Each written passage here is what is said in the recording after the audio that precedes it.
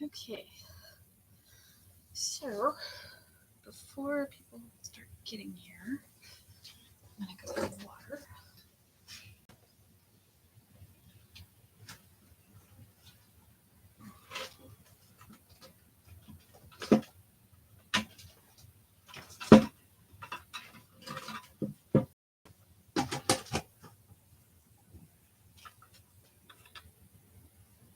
Okay, nobody's here yet.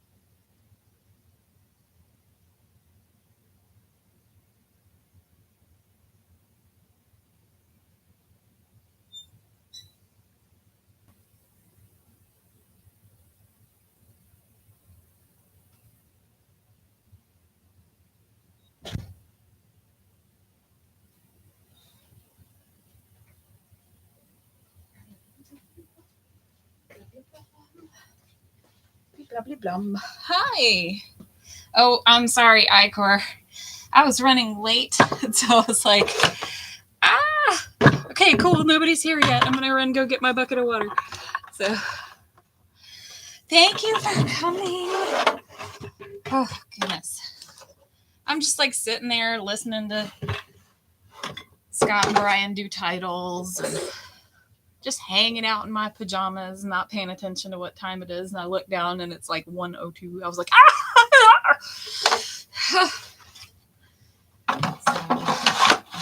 yeah, I gotta figure out how specifically I want to time this because I know people like going to Adventure Club also, so I don't really want to interfere with that. But today I have a meeting at 3 o'clock, so if I wanted to do this, I needed to go ahead and do it. So hi. That positioning for the bucket is not helpful. Okay. Beep. Yeah, I'm with you. I'm like, especially when they were watching Temple of Doom, I'm like, really? Temple of Doom? It's so bad. I don't like it. And my husband has decided that it is necessary to watch all of them in order before seeing the new one. I disagree, but we'll just leave it at that. So, whew. Okay. Yeah, I'm a little discombobulated today, but I decided I need to get back into the swing of practicing and growing because I had a rough day at the studio yesterday. So, yeah, it was not good. Ooh. I brought my speaker down, so I'm gonna real quick turn on my cool music before I get going here with clay all over my fingers. Let's see. Music.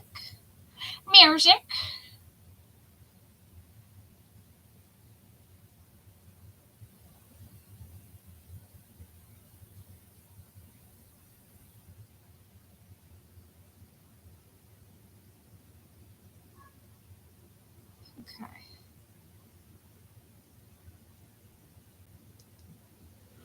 This is a new album by the artist BT. It was super, super cool.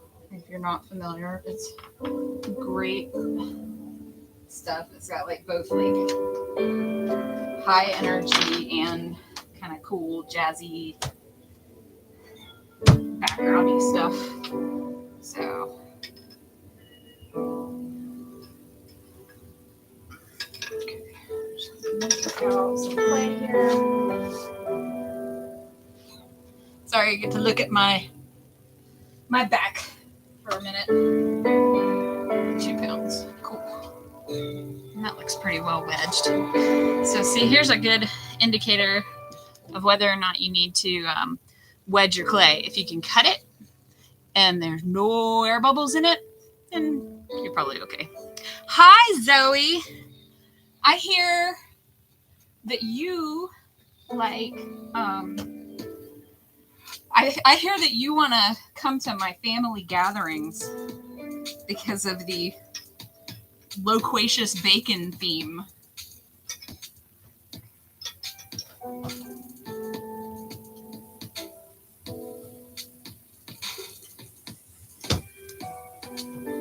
Cool. All right, good. So now I've got three decent balls of clay here that I can start with. That should be plenty for me today. Yes, we will adopt you. So the little inside joke there, I-Court, is that my family name is Chatham, spelled Chatham.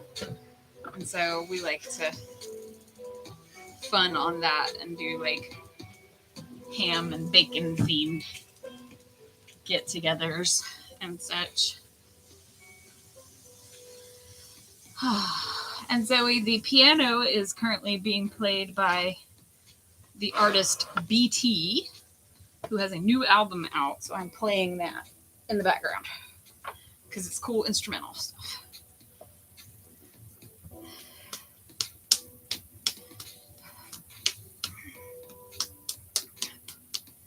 All right. So I'm going to see today. First of all, I'm just going to see if I Chatham House rules. Oof. The rules are there's lots of bacon, except for my cousin who's vegan. And yeah, that's about it. Don't be a dick. But I get the reference there. Yeah, I know, right, Zoe? It's like, but she's not vegan in the sense that it's difficult to, eat around her or anything. She doesn't like, if she knows that there's likely to be lots of meat, she'll bring her own stuff. Like, she's fine with that. But she is a bit born again vegan. Just gonna say it. I love her so much. But, and Christine, if you watch this, I do. I love you. But she will mention the vegan thing, and she will tell you all about it. She loves to tell you about it. Like most people who have become vegan, I have discovered. But yeah. We all talk. The first rule of Bacon Club, everybody talks about bacon.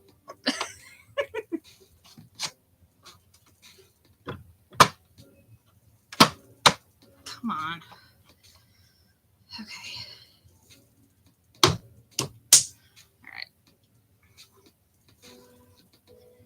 All right. Enough prevaricating about the bush. Let's just make a thing here.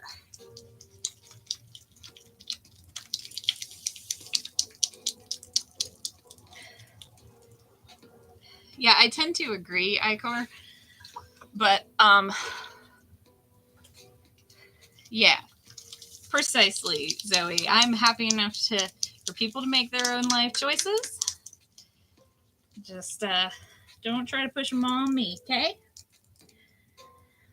I had a discussion with one of my other cousins about something similar yesterday. And it's kind of interesting the perspective that particularly Christians and particularly Baptists seem to have about proselytizing. Like, that's just what you do, for them. And, my younger cousin has really come really far in his critical thinking journey in the last several years. I'm really super proud of him. He did post a story yesterday that I was like, well, okay, I see your perspective on that. And the story was basically that, like, it was from some woman's blog, right? So he's paraphrasing something he read years ago, and it was third hand. And from his perspective, it was a really good story, right? So the story goes like this. This woman is, friends with this lady. Lady keeps bugging her to come to Bible study, right? And friend is like, I don't want to go. I don't care to. No, thank you. But friend keeps bugging her about it. So finally, lady relents, just acquiesces just to shut her friend up about it, right? Like, okay, fine. If I go once, will you never bother me about it again? She's like, yeah. So she goes, and it was highly implied. It wasn't stated, but it was highly implied that this woman was gay. The word lifestyle was thrown about a lot, which is usually a red flag. So anyway, gay woman goes to the Bible study. All the other women at the Bible study are super nice to her. She was expecting them to be mean and hateful because of her quote unquote lifestyle. And then they weren't. And eventually, of course, she decided to join their flock, as it were, and left her lifestyle behind. And my cousin's perspective on that, being, brought up by the Baptist church and literally by a minister, was that, see, if you treat people with love and are kind to them, then you can show them the way to Jesus. And I'm like, okay, you're not wrong that that's better than being mean and hateful. And it's certainly going to be a means to an end. Still kind of problematic, though, because what the woman did kind of manipulated her friend, right? Like, she wasn't her friend. She was trying to recruit her. It's kind of culty. Like this woman set a boundary and said, no, thank you. I don't care to attend your Bible study. And the friend just kept bugging her about it until finally she just acquiesced. And I'm like, that's kind of, yeah, exactly. Christian grooming, Icor. That's exactly what I was thinking. I was like, this makes me think of all these stories about, like, dudes who don't take no for an answer. But they're not forceful about it. They just kind of keep at it. They just kind of keep going until they wear you down. And finally you're like, okay, fine. If I sleep with you, will you, will you shut up? It's the same thing. And, I was like, they were being manipulative. They weren't being genuine. Not to mention, like, I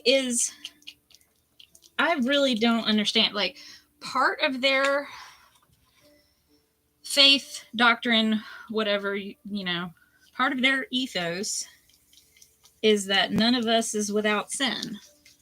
So why is the gay community the place, like, why is that the hill that American Christianity in particular has decided it wants to die on?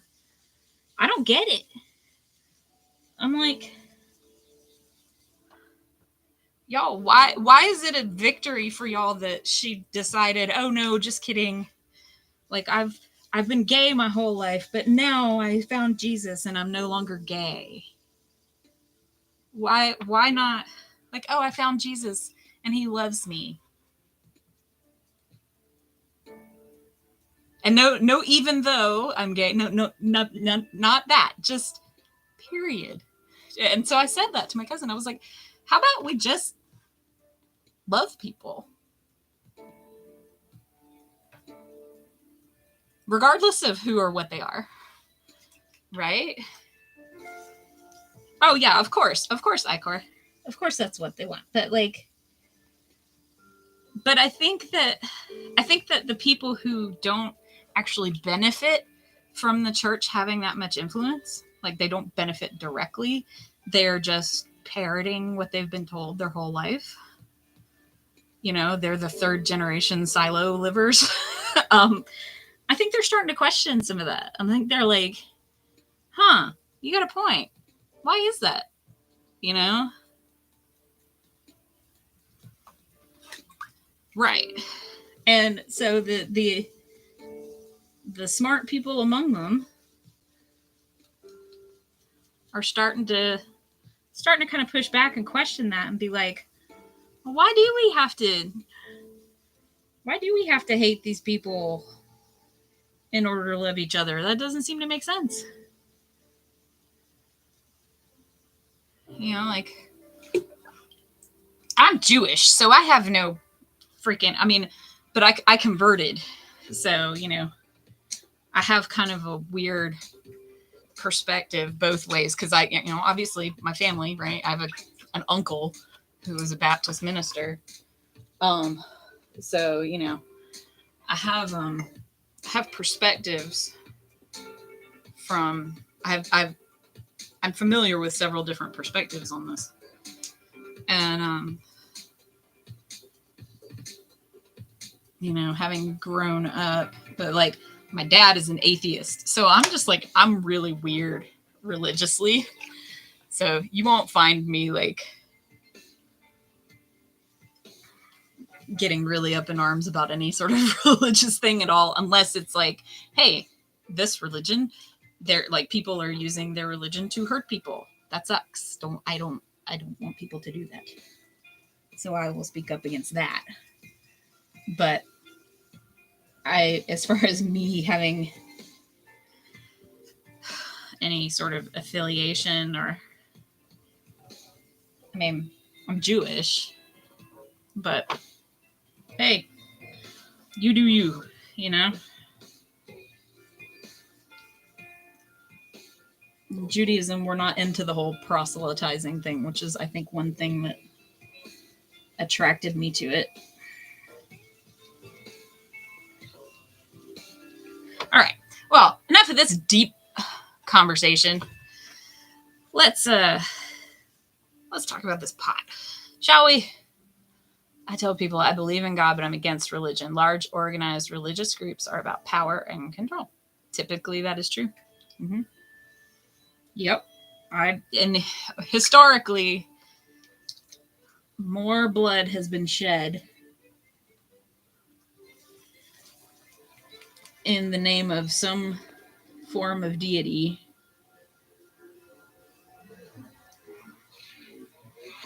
than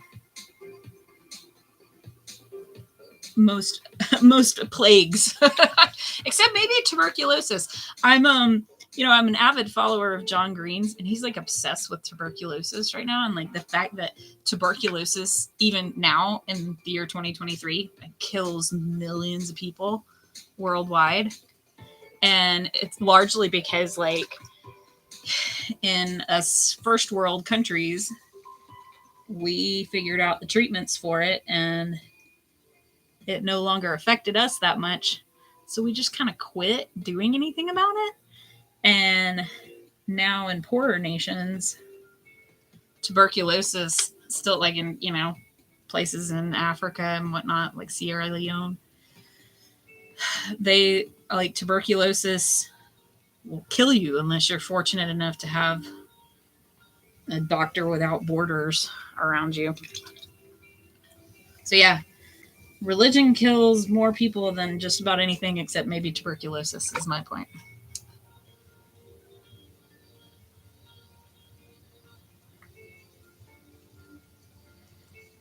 That is funny, Zoe, because like I think the fact of people in the UK and I think probably Western Europe in general go to church less. I think part of that has to do because like ostensibly our country was founded on religious freedom. Wasn't really. It was because a bunch of rich white dudes didn't want to pay their taxes, but but it's a bit ironic if you look at it in terms of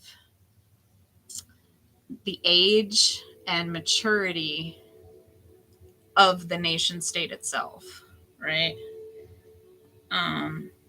We, the US, are relatively speaking a pretty young nation. So we're still figuring out the crap that people in the UK figured out a couple hundred years ago.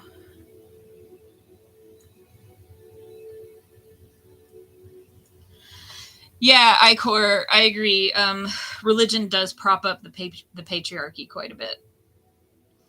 And you'll find that like the more orthodox, the more strictly people adhere to their religion, the more patriarchal they are. The more misogyny you find in the religion itself. Now a lot of congregations are embracing women in the clergy and women having representation within their congregations and stuff. I think that's true.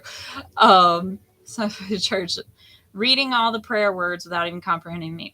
Oh, well, try going to synagogue sometime. You know how many people, most of a typical Shabbat service is done, not most, but a fair percentage, a good half of the traditional Shabbat service, in other words, the Sabbath service that we have on Saturday mornings, is in Hebrew. Want to know how many people sitting in those chairs actually speak Hebrew and know what those words mean? It's not 100. It's probably not even very high. So yeah, I know exactly what you mean. Now, yeah. Yeah, for sure. Because like my kids, man, when they did their bar and bat mitzvahs, they knew what it meant. They certainly knew what it meant better than I did. So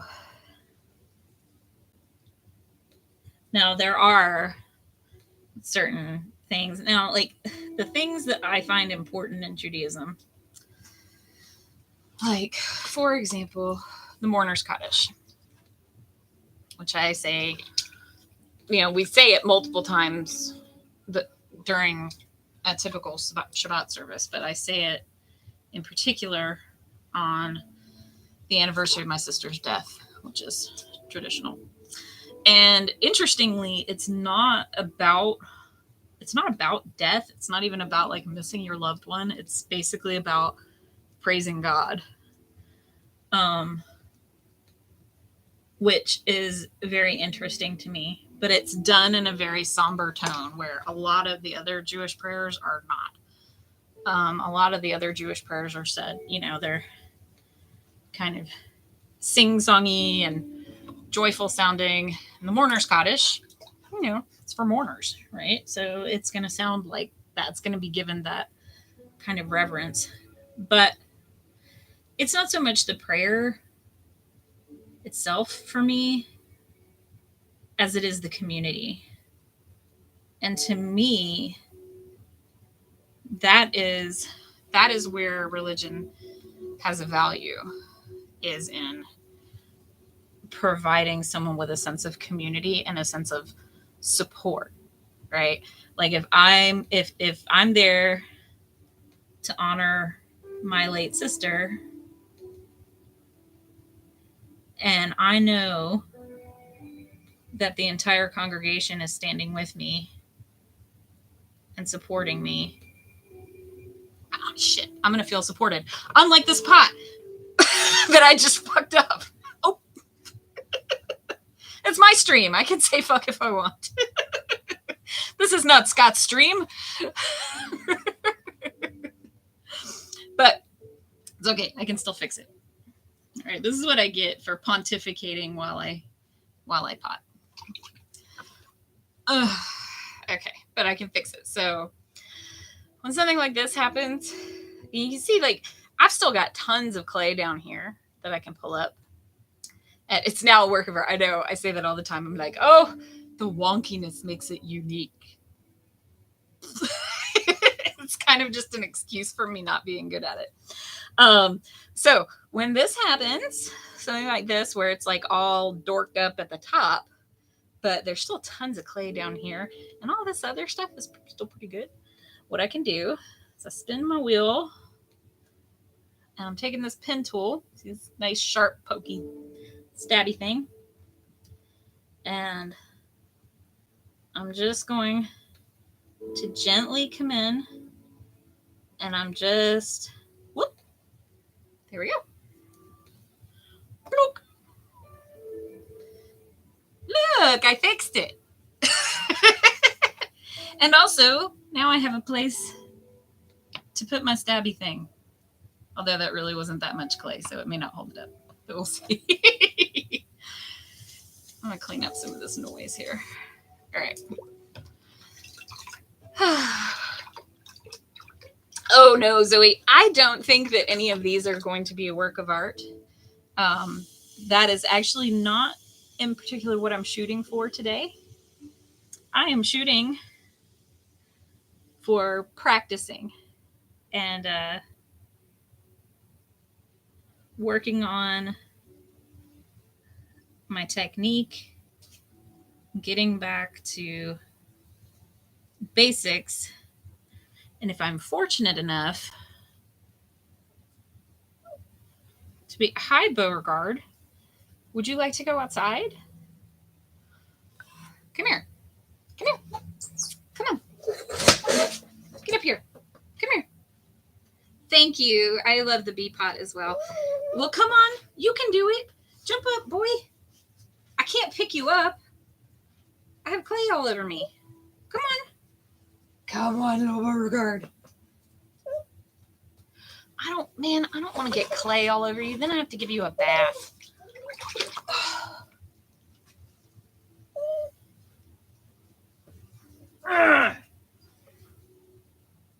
Say hello. Look there. Beauregard, look there.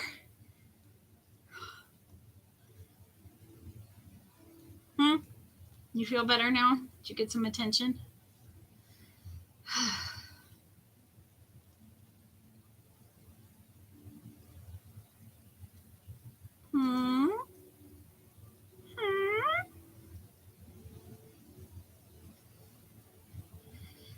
All right.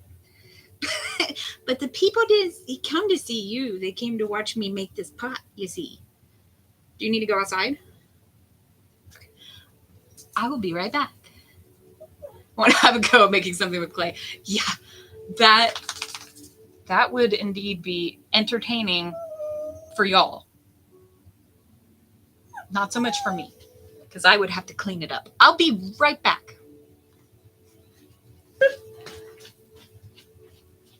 Let's go outside. I'm not going upstairs. Come on. Oh, man. Go outside.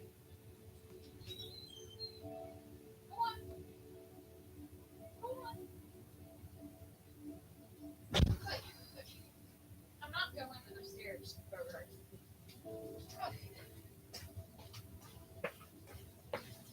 Speaking of being manipulative, dog didn't even want to go outside.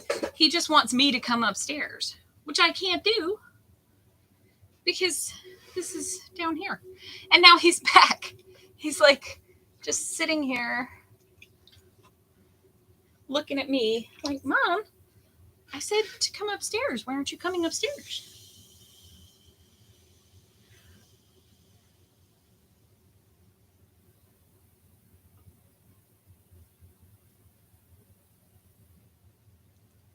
All right.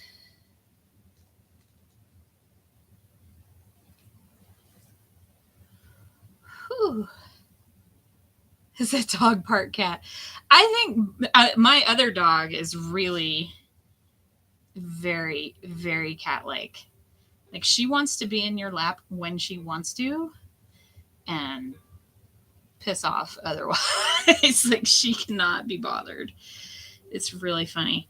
Beauregard is just super needy. Ugh. But yeah, thanks, Zoe. The bee pot is all packed up and ready to be sent off to its recipient, who was a friend of mine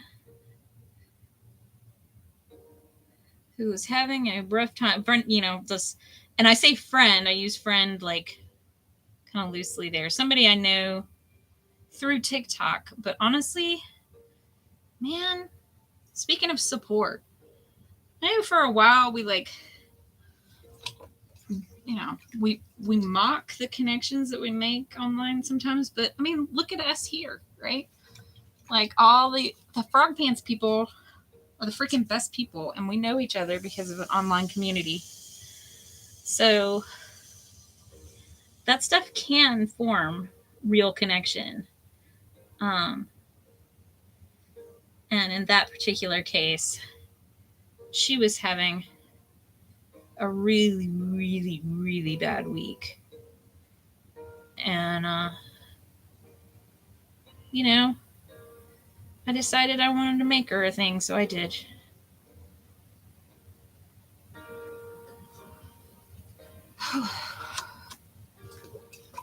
I'm frankly just excited.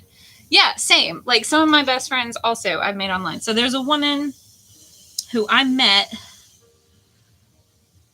I know y'all are both around my age, so I know you're old enough to remember this, but I don't know if you will. Did either of you guys ever play a game called Kingdom of Loathing?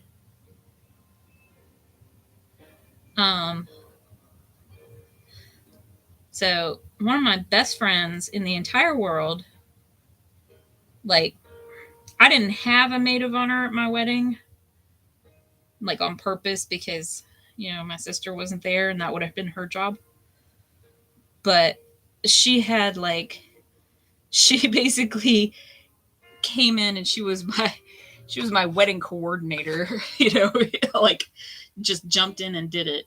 But she's like one of my best friends in the entire world. She lives in Portland, Oregon, so I don't get to see her very much.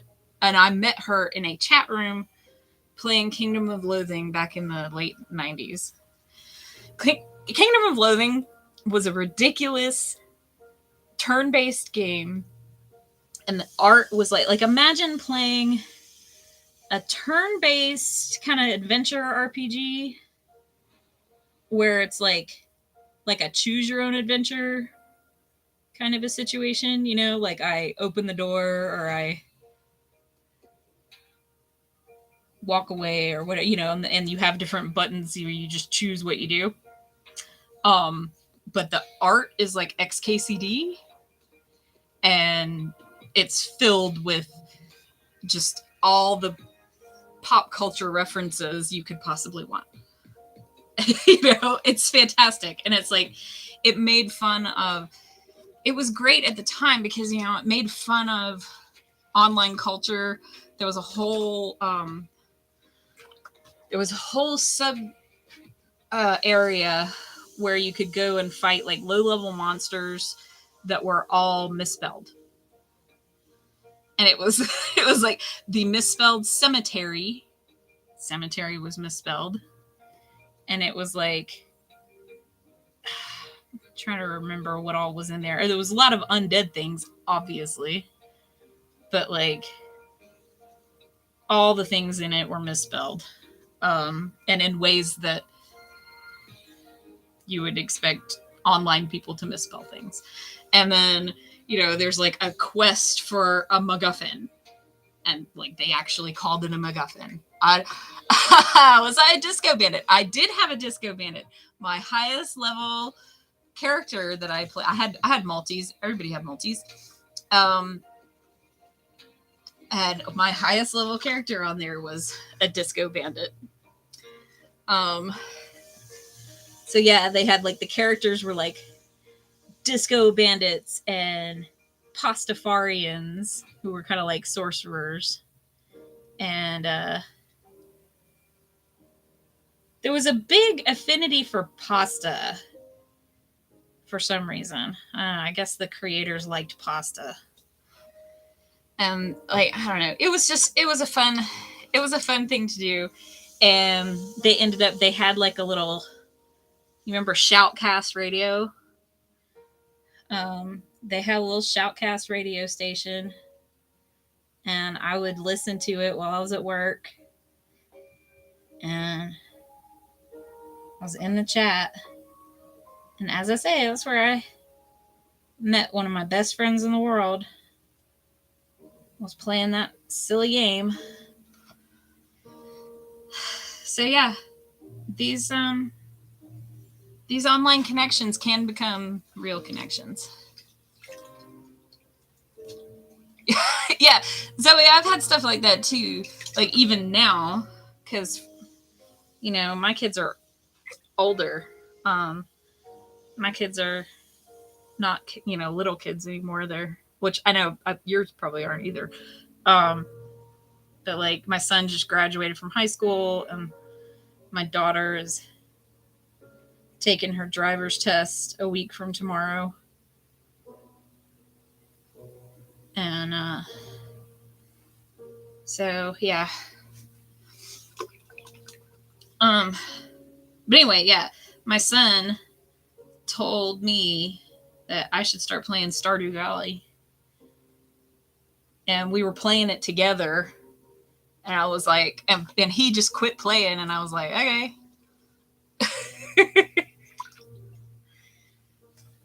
I just gonna keep on until I 100%ed the thing.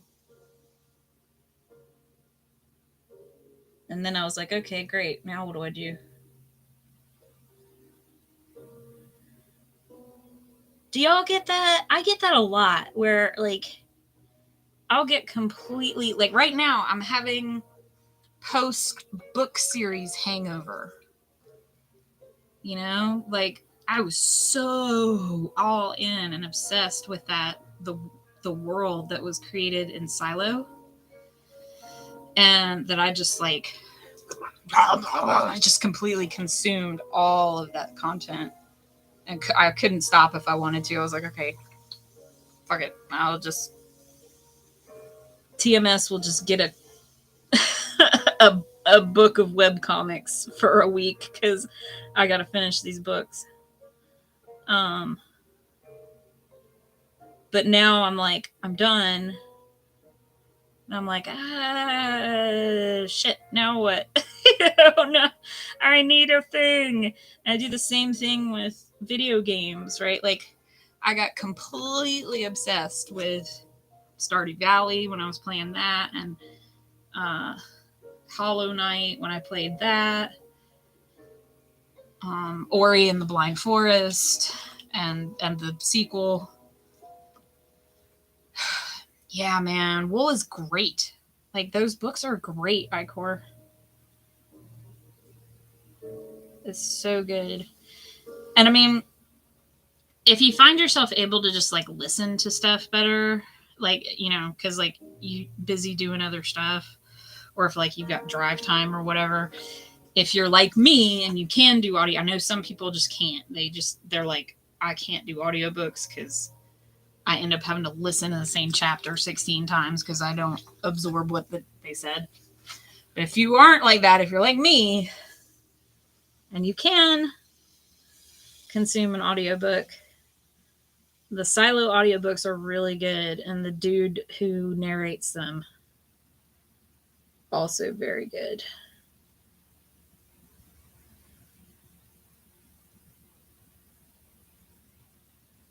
When I first read Wool, I kind of took exception to the fact that the narrator was male, because I was like, well, wait a minute. Juliet is basically the protagonist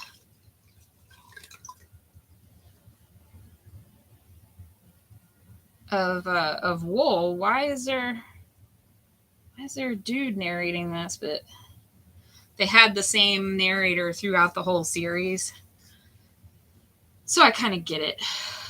Okay, let me see this. Oh, I am close. Cool. Okay, this is a nifty little tool that potters can use to like make sure they have a consistent height on their pieces. And it's got two adjustable little arms. One of them is off camera there. You can't see it, but there it is. To where if I wanted to, like, let's say I wanted to make a bunch of like curvy vases, I could do that too. And I could like put one where the height is and one where the, sort of the curve would go. So that way they'd all be consistent, which is kind of cool. Chuck and I are looking at making a whole bunch of mugs. So I'm like, okay, cool. I'm actually getting enough height on this.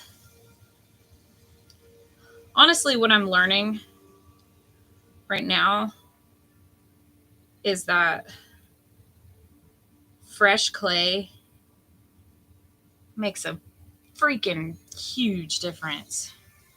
Because like y'all saw, I had that one little bobble where I had to, where it flew apart because I wasn't really paying attention to what I was doing.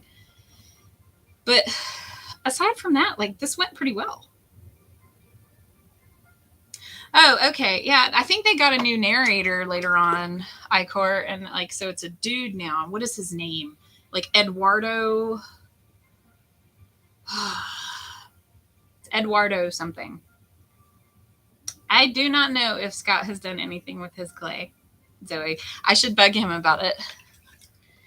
Yes, Scott has been one of my biggest champions for doing this, but I don't think he's ever actually, like, if he has come over and watched the stream, I know he's watched some of the videos, but if he has ever come over to watch the stream, he has never made himself known. And I would love for him to come and hang out. Him or Brian. Brian did come and hang out at my last stream a couple of weeks ago. Or was it last week? Good Lord. I don't know. Time. Eduardo Ballerini. Yes, that is the guy's name. But yeah, Brian showed up, but I made the mistake of telling Brian that I was doing the stream at 1:00. And he was like, oh, okay. And he showed up at 3 because he was like, but Mountain Time is the only time zone that matters. I'm like, yeah, I should have. So you saw, like, or you may have seen my little missive that I posted in the Discord today indicated that it would be Eastern Daylight Time because I did not want further confusion for anyone who might want to attend. But no, I should bug Scott and see if he's done anything with his clay. Because as we all know, the way to get Scott to do stuff is to bug him. I don't know. He gets he's funny that way. He gets a weird mental block where if people bug him about a thing, he like instantly doesn't want to do it, I think. Because then I think his brain turns it into work. Right? Like if people are asking him to do it, then it must be work. So boop. I really should have my slip container down here because I have. I don't know where it is though. Oh, never mind. It's different kind of slip. So this clay body is actually different than the ones I've used on the stream before. This is Tan Spec. I'm sorry.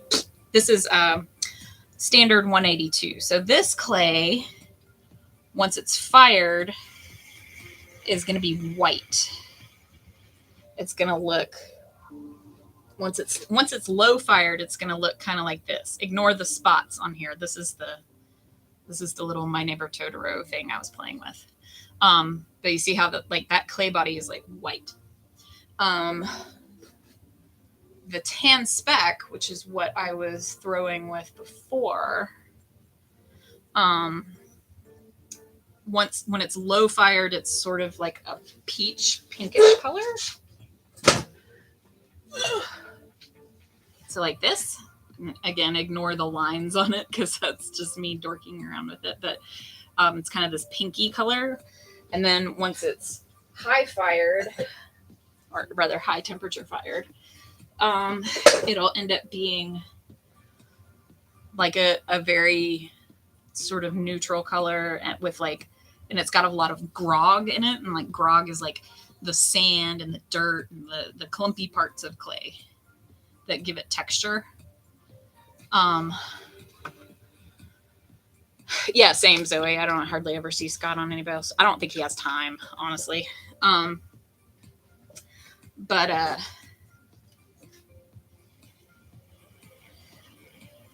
this clay that I'm using right now, it does not have a lot of grog. And it's actually sort of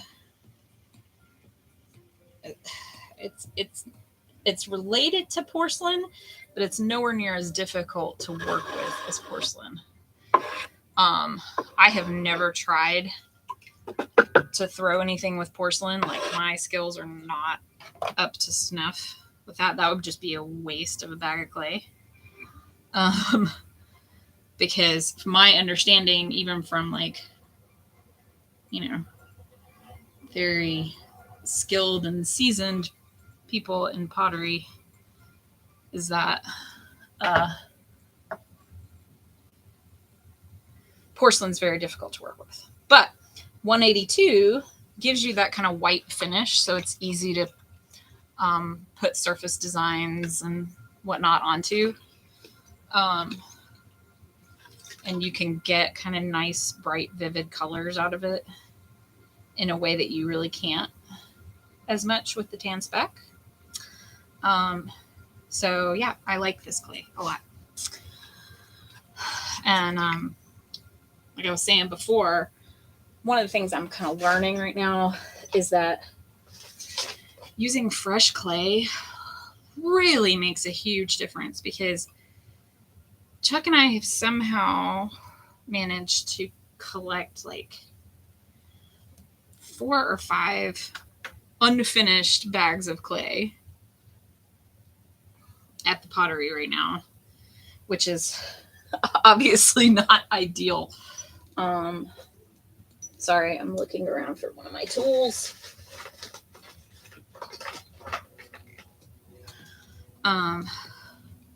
And, so a lot of that stuff is kind of old, and much of it is like this, where it's the pieces or sometimes entire blobs of clay, entire works that have just collapsed.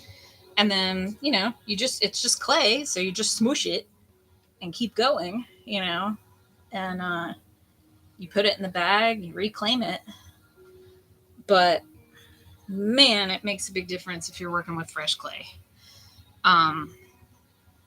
Maybe people who are more, as I say, more seasoned, more skilled than I am at the moment.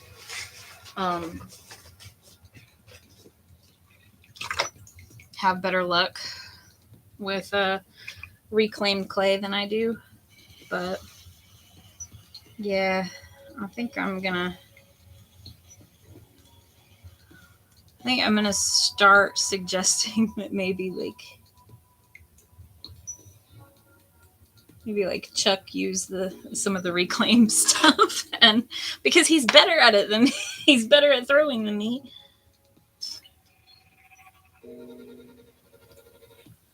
So what I'm doing right now is I'm just taking my metal rib and I'm just kind of smoothing the sides, getting some of that extra slip out. And the sponge that's on the inside is just there to provide support. And right there, I was just sopping up the moisture. What makes it hard to work with?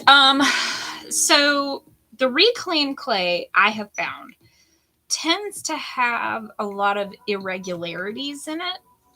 Like it tends to be firmer in some places and softer in others, which can be really challenging to throw with, you know, whereas if you've got clay that's like a nice even consistency all the way through, makes it a lot easier to like center and pull. And you know, because like imagine, if you will, that you're pulling up walls, right?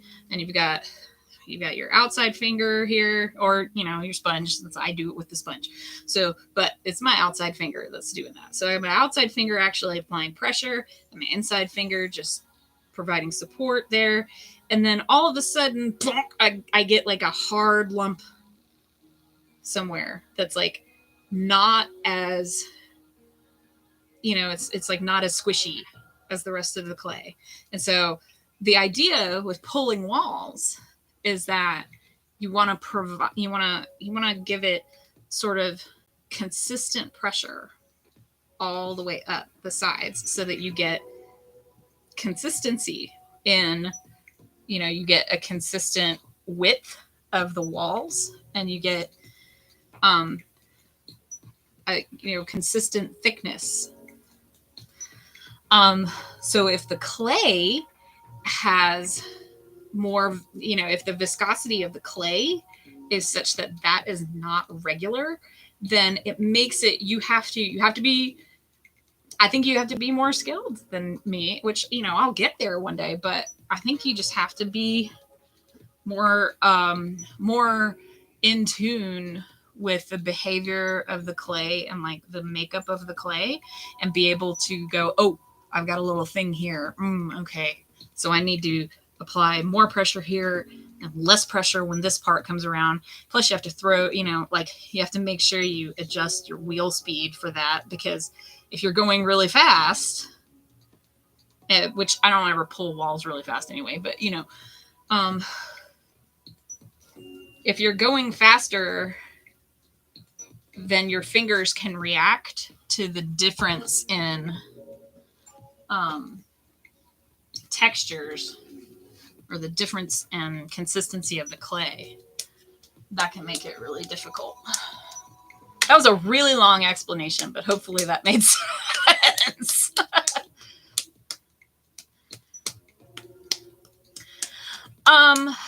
Yeah, I mean, like,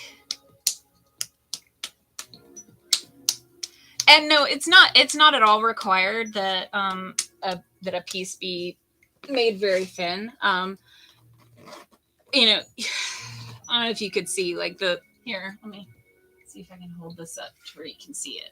This piece I just made. So you can see those walls are not terribly thin, right? But when's the last time you had a mug that had like paper thin walls? It's not, for me, drinking out of a mug like that is like, I don't want to, because I'm afraid I'm going to break it, but it depends on what you're going for, right? Sometimes that's what you're going for, is like, okay, I'm going to pull this piece, and I'm going to see how far I can stretch this clay. I'm going to see how thin I can get the walls. But that doesn't necessarily make it a better quality. Porcelain does have thinner walls. Why is that? So it obviously it's going to differ from potter to potter. But one of the really nice features of porcelain, which is why it's something people like to work with, is that the light, if you throw it thin enough, the light can come through the porcelain. So you see a lot of light fixtures and lamps and things like that because you get this nice luminous effect from the clay if it's thin enough, which is why that's part of why porcelain tends to be thin. Also, it's expensive as fuck. So like, you know, you want to stretch those suckers out and make as many pieces out of as little material as possible.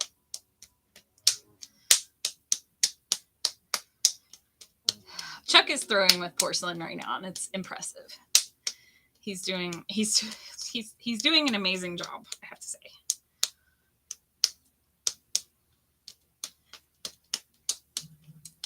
My little ball. Oh, there's somebody at my front door. I wonder if it's somebody delivering something or if it's my son coming home or what. All right. Here we go. Ready? Ready for the fun part? Bam! I actually had a teacher tell me don't do that once, but I don't know. Your mileage may vary. If you can get it in the middle, it helps to adhere the clay to the batt surface. Yeah, Zoe, like I would say for things like porcelain cups and things like that, it's the motivation there is to make it, you know, dainty. Because, you know, traditionally that was like, you know, the queen's china, things like that. Or the emperor's tea set, stuff like that. If you're actually in places with an emperor.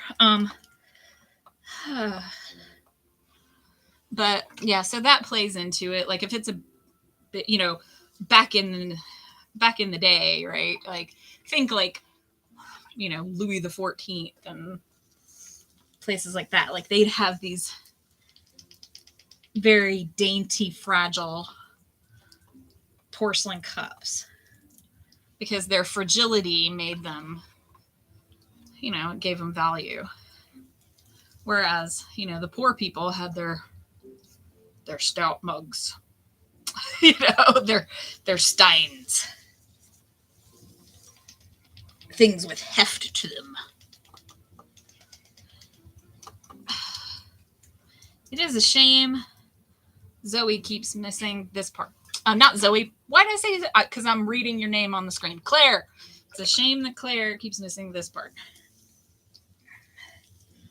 So I suspect this would be the part that she would. Oh, shit. See, Icor, now I have to. Now I have to art that. Icor, what have you done? Why did you put that in my brain? I have to make that something now. I have to make Emperor Palpatine sipping tea from a dainty porcelain cup, like with little flowers painted on it.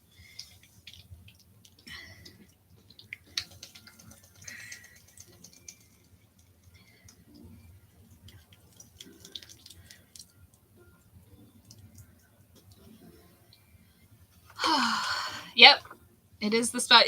So a couple months ago. See, right now I kind of think it looks like a drill, you know, but like, you know, like a big like earth drilling, like an earth digging drill. A couple weeks ago, Emperor Puppety, God damn it! What are you doing to me? I do have to make that. I'm so behind. I have so many puppets behind. That's not what I'm doing right now. I'm not making puppets right now. I'm making pottery. God damn it. All right. Send me that in my DMs, Icor, so I don't forget, please. Because I can't write it down right now because I have clay all over my hands. Anyway, as I have mentioned many times, Chuck is more skilled at throwing than I am.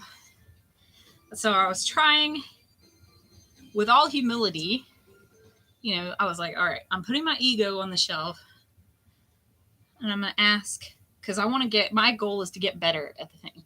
It's not to like be better than him. It's to be better than I am now. So I was like, okay,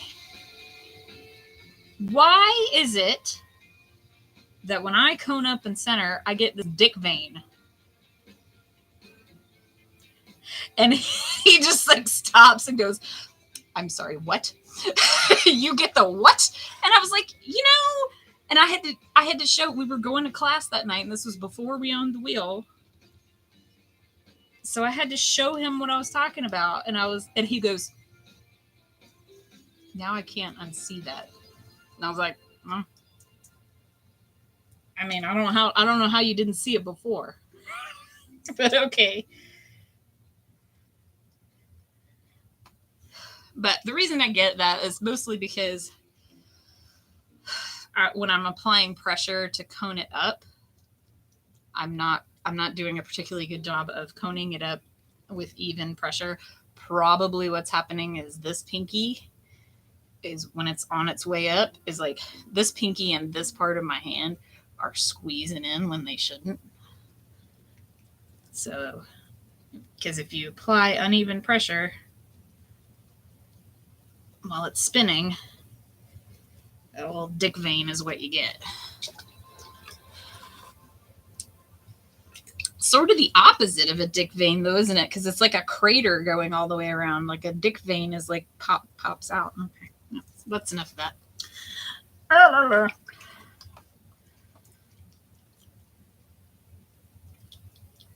But yeah, so this is it's a dick canyon. Yeah. But see, that sounds like something else. That sounds like referring to women's parts and implying that they're just made to put a dick there. So like, I should just practice more and get better at not making the thing, and then I don't have to name it.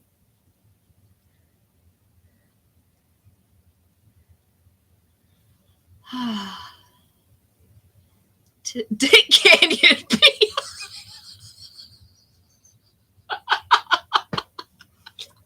Oh my gosh. Oh no. I'm gonna have to like get BioCow to make me a title screen for this show. Oh god.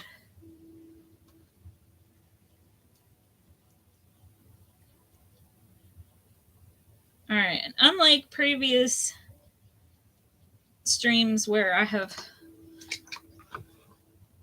procrastinated turning it off and just hung out here a long time, I do have to go like on time because I freaking have a meeting. I have a 3:00 meeting. I had somebody last night when I told them I was doing the stream. She knows I write software for a living. She's like, during the workday? And I was like, yeah. I'm entitled to a lunch break. I eat my lunch sitting at my desk, listening to TMS. And, I get a lunch break. This one is not going well, guys. This clay is throwing me.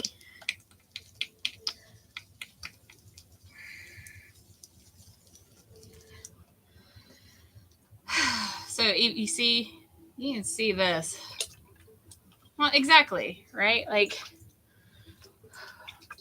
and my spot is not very long. Like my segment, not long. It's like a 10 minutes. My spot is 10 minutes. Russian pottery throw you, yes. In Mother Russia, clay throw you.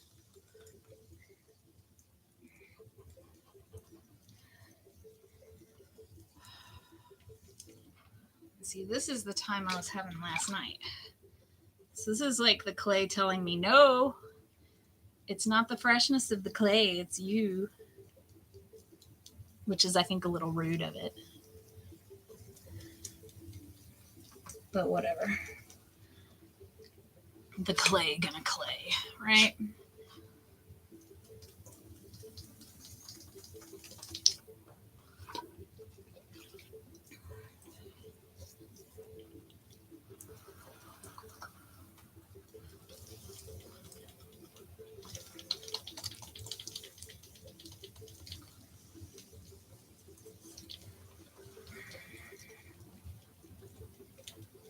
Now I will say this clay was sitting out, so maybe that's making a difference. I don't know.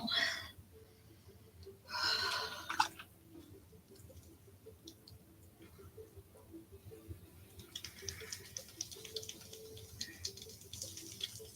trying to get some of the noise off of the bottom so that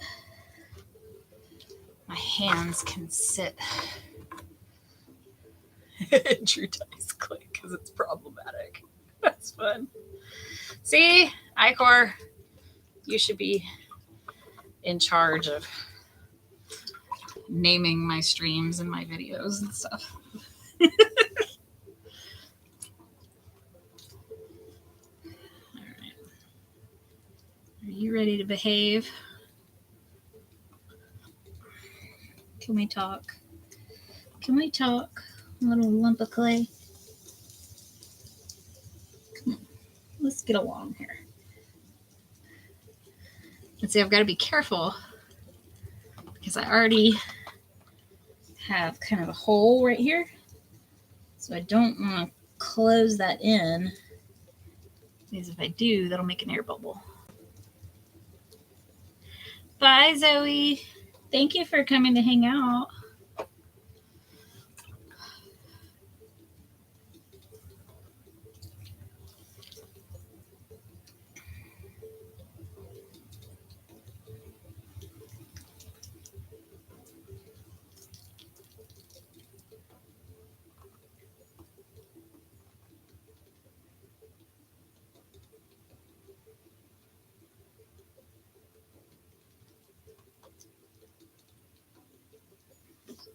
So now I've just decided I'm just dropping the hole.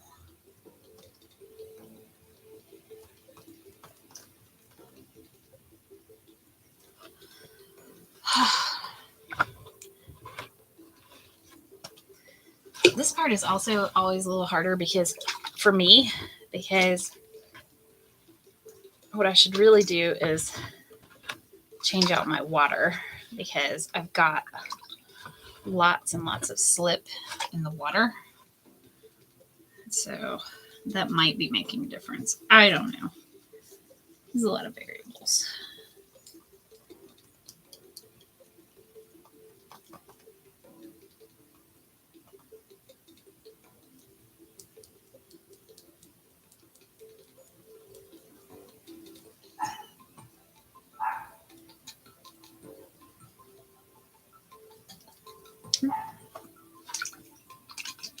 Stuck. Okay.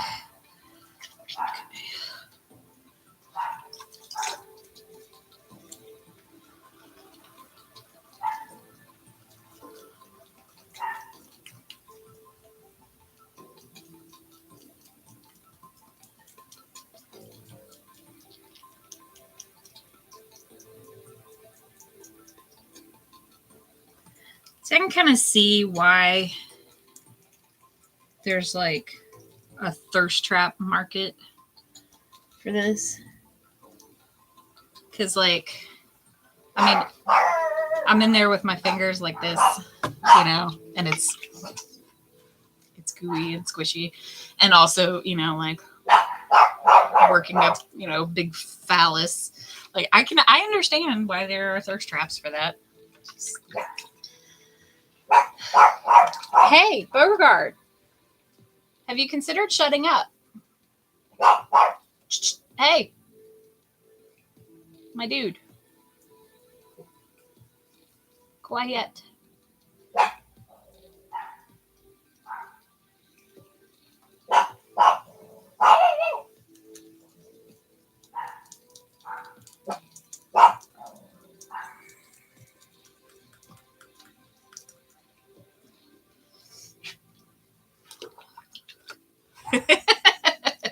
Yeah. He's like, yes, I have considered it, and I have rejected your proposal of shutting up.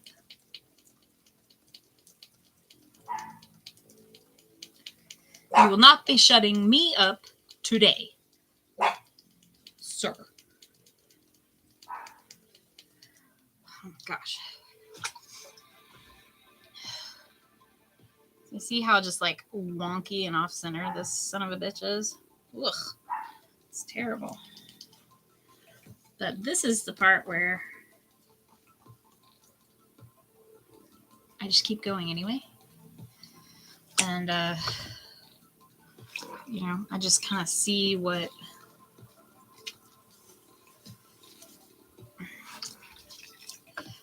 At the risk of sounding really woohoo, I kind of see what this clay has to teach me.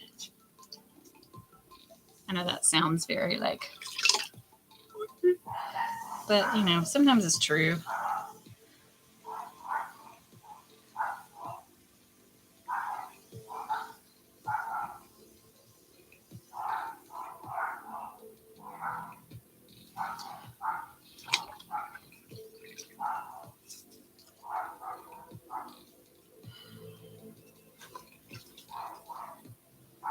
Dog. It's all because you threw the clay at the board. Probably. Maybe that's what it is. Maybe it's mad at me that because Betty is definitely like, ooh, she throws big things. Chuck is actually taking a workshop with her called I Like Big Bowls and I Cannot Lie. And like, I can't take it because you have to be able to throw like 10 pounds at one time. For comparison, this is 2.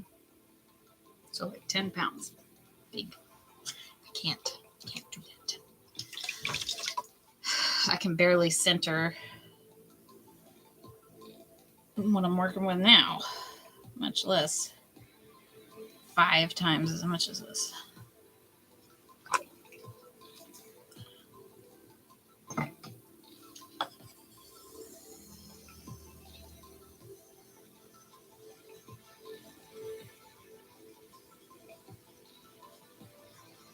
So what I'm trying to do now, so I'm basically just doing what I and some of my other software friends like to call hitting it with a hammer.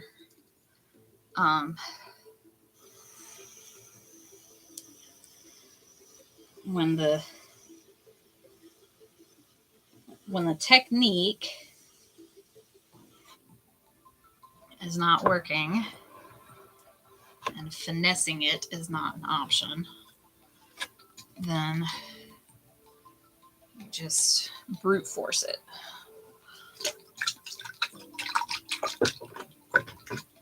And that's kind of what I'm doing. So I'm taking the clay and just forcing it up against the side of the rib here.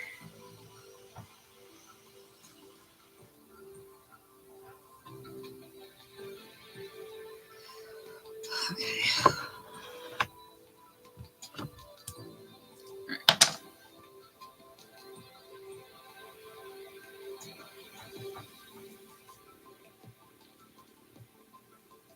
I have so much clay in the bottom of this piece. It's ridiculous.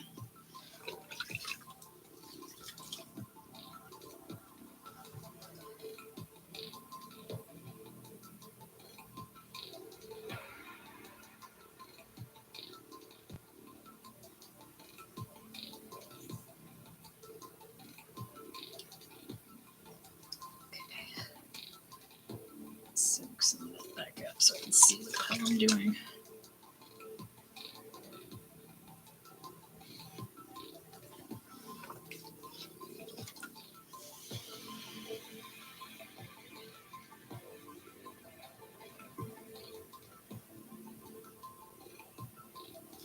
I mean, I don't know why I'm trying to pull right now. There's no way I can pull this. It's far too thick.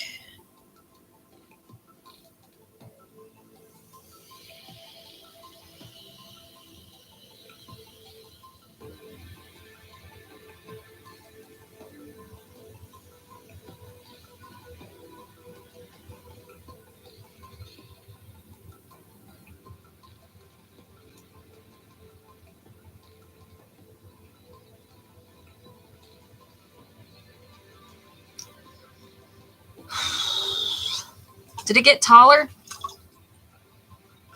Did you notice it get taller there, Icor? Or am I just like moving wrinkles around?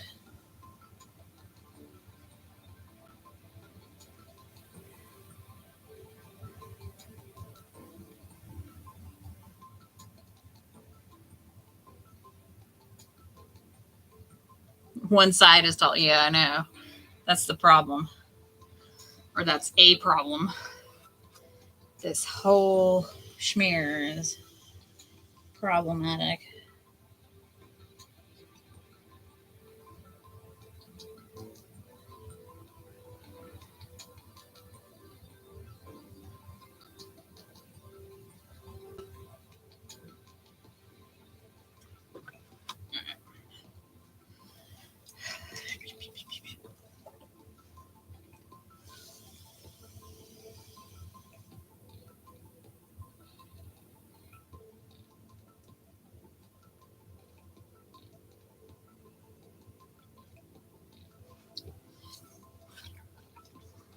You're not the boss of me, Clay.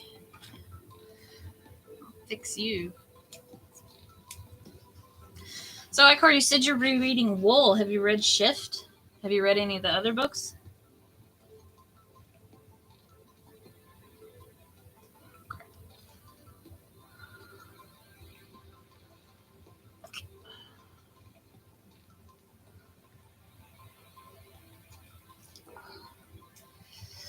Whew, it's good. I recommend. The whole series just really comes together nicely. Yeah. Gotcha. Yeah, because like if it's been a while since you read the first one, you don't want to go in like not knowing what the heck is going on.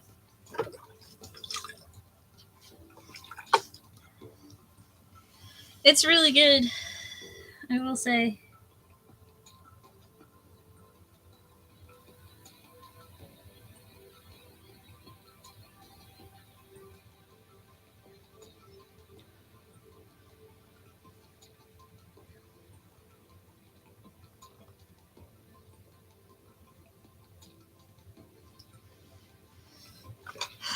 Okay, so this thing is all spirally and wonky because of my bad throwing. But honestly, it looks kind of cool.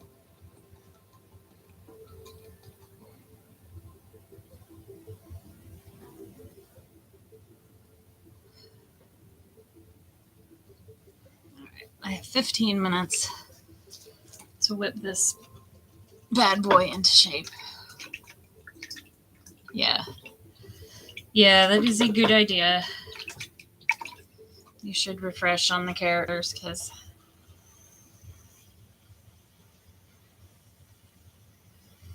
plus it's just a fun journey. Yeah. I love rereading books, honestly. Like if it's been long enough, I love to go back and revisit my friends and books I've read before. Cuz I mean, you can never read it for the first time again. Like you'll always kind of go, "Oh yeah, I remember this," or "Oh my gosh, I forgot that." But it's still a cool experience, and oftentimes I find anyway that I discover things that I didn't notice on the first reading, or if I did notice them, I forgot that I had.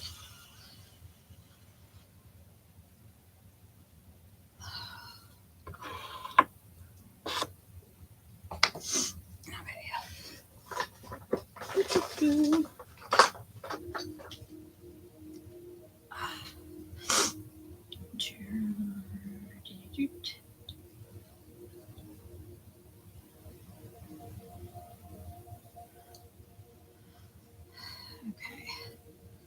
Somebody said something really interesting to me the other day, and I want to see if they were correct.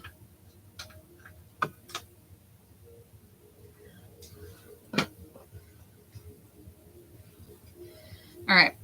My wheel is spinning backwards, which is completely fucked up to me. But somebody suggested this to me, so I'm going to give it a shot. Yeah, no.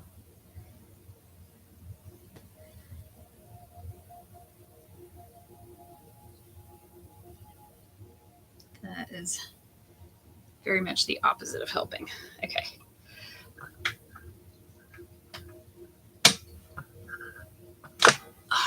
Just wanted to see. Okay. Whew. All right.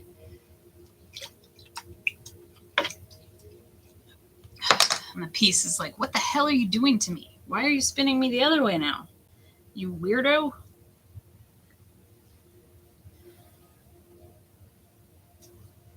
Well, you see.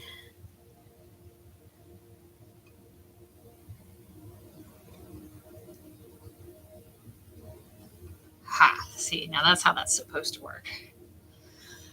Yeah, I really, really often will do that. Like, or I will, if like something is just coming out with one side crooked, I'll just lean into it and just be like, okay, well, now you're a pitcher. You are no longer a mug. You're a pitcher. Congratulations.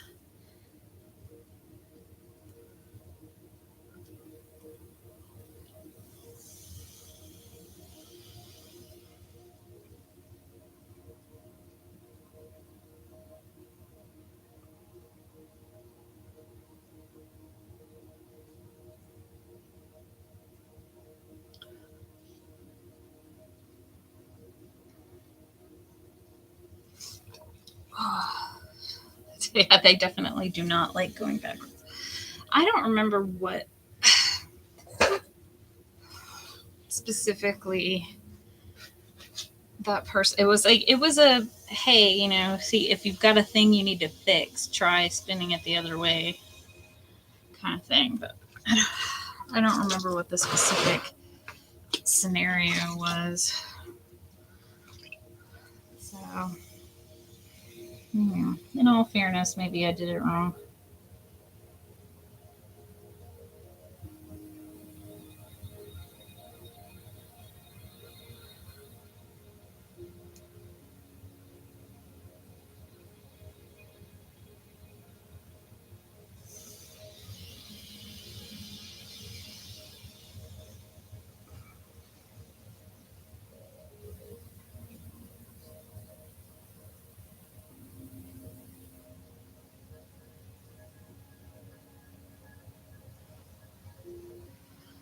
Okay. Get some of this out of here.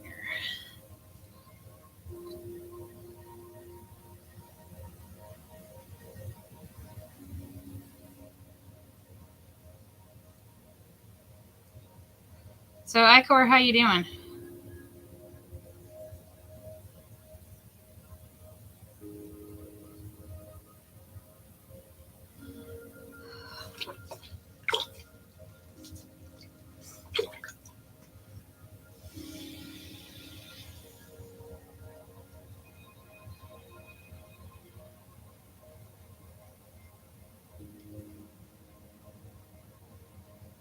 Just working.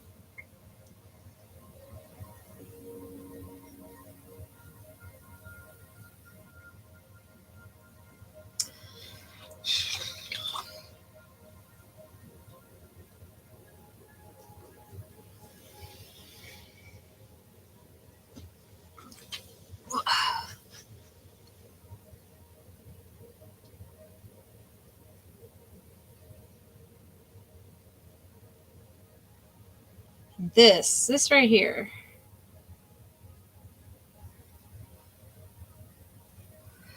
All this fighting that I've been doing with this piece is why centering properly is, in fact, important.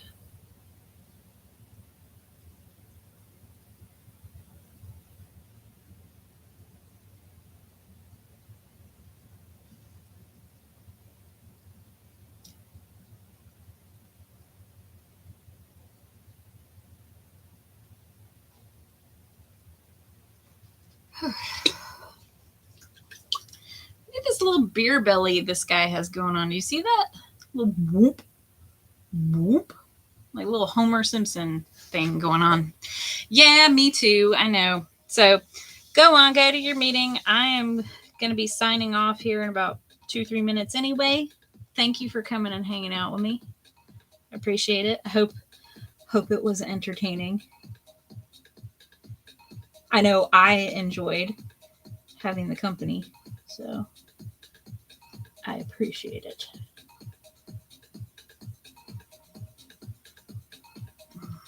If I'm being honest, these streams are more for me than they are for anybody else. But if other people can come and enjoy it, then so